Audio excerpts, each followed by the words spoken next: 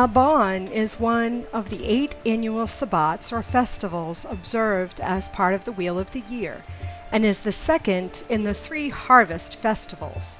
It is the oldest celebrated in Europe. Mabon is the autumn equinox, when day and night are in balance. The sabbat is named for Mabon, the Welsh god, who symbolized the male fertilizing principle in the Welsh myths.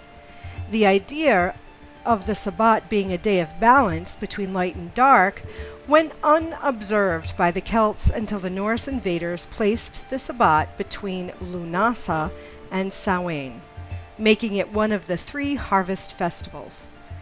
With the number 3 being associated with the triple goddess and with the idea of completeness, the Celts and the English adopted the festival. The goddess is entering cronehood. She will be seen as the wise one who teaches wisdom and understanding. Deep within her maiden aspect, she carries the impregnated seed of the god who will be born again at Yule. At Mabon, she advises us to give thanks for all that we have harvested this year. We are encouraged to recognize that though we may practice our craft alone, we are not solitary. We are unified with all other beings upon the earth. The god manifests as the horned god and the god of the wild beasts. He is god of the hunt and represents the animals that have given their lives so that we may be fed. He reminds us that sacrifices were made in order for us to flourish. He is readying himself for his sacrificial death at Samhain. The goddess, a representation of birth, and the god, a representation of death, are believed to have equal powers on this sabbat. Mabon marks the time of the waning sun, when food is harvested and stored for the coming of winter, and the seeds and grain are gathered for future generations of crops. It is a time for giving thanks for what we have harvested, which is why this festival is sometimes referred to as the Witches' Thanksgiving. It is a time to find balance within ourselves as well as within our lives. It is a time to show gratitude to the earth for the abundance she has bestowed upon us, as well as to show gratitude to those in our lives who have done the same. It is a wonderful time to give offerings to the gods with whom we share a relationship, to the spirits who guide us, and any human teachers or elders in our community. Mabon is generally observed on September 21st, 22nd, or 23rd. It is a harvest of balance and thanksgiving.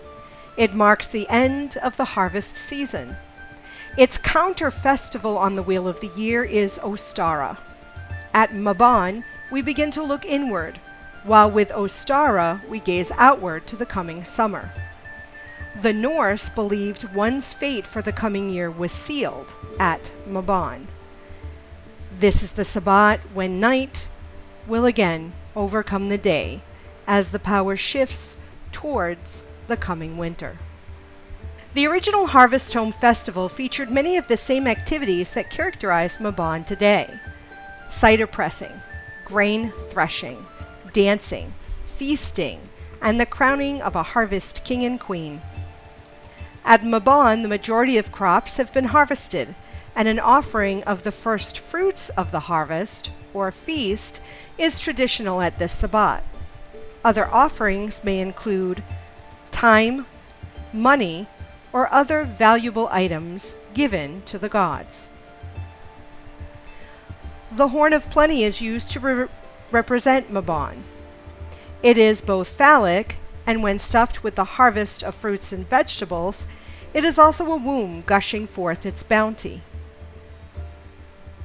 The most recognized harvest mythology of this time is the story of Demeter and Persephone. The story of the goddess Inanna is also shared, as it is one of fertility and abundance. O gracious goddess of all fertility, I have sown and reaped the fruits of my deeds, both good and bane. Grant me the courage to plant seeds of joy and love in the coming year. Guide me and share with me your wisdom.